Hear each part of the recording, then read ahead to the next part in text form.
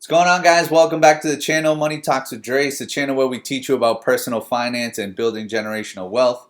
Welcome to the next video in this installment. Today we're going to be covering the emergency fund.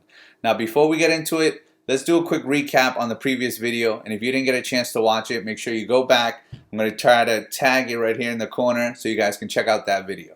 So quick recap on the video that we did last time.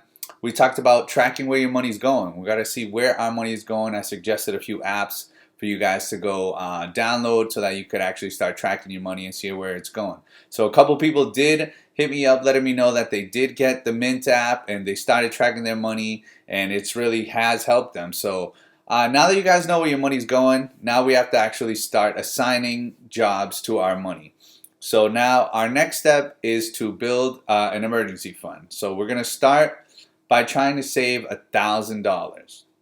Now, this $1,000 is supposed to be for a true emergency. So true emergencies would be something like if you get in a car accident and you have to pay your auto deductible, if you have to go to the hospital and you need to go pay that deductible as well. Another example could be you get a flat tire in your car. Things that are not planned, but you actually need to get them taken care of.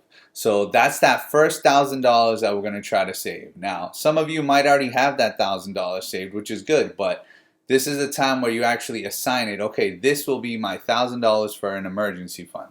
So I want you guys to put that in a savings account separate from where your paycheck is going. If you're a cash business owner, put that in an envelope and label it emergency fund, and just put it to the side so that you know to only use that money when you really need it in an emergency like this.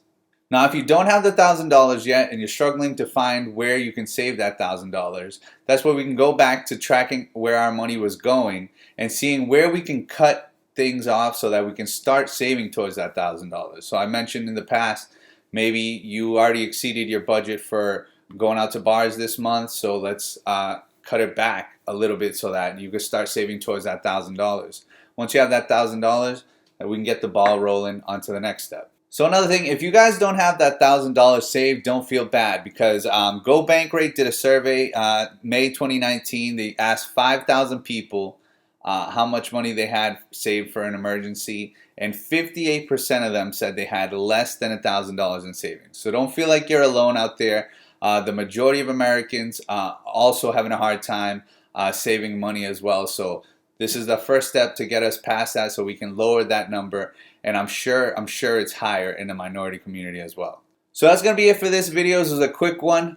So just guys, if you have any questions, feel free to reach out. Remember, save that $1,000, put it in a savings account, somewhere where it's easily accessible. And then eventually in the future, we're going to get into how we build our bigger emergency fund. But let's start baby steps. So $1,000, let's start it off. And if you have saved that $1,000, send me a message, comment below. Make sure to subscribe, share this channel with a friend if you think they need financial help as well. See you guys on the next one. Have a good one.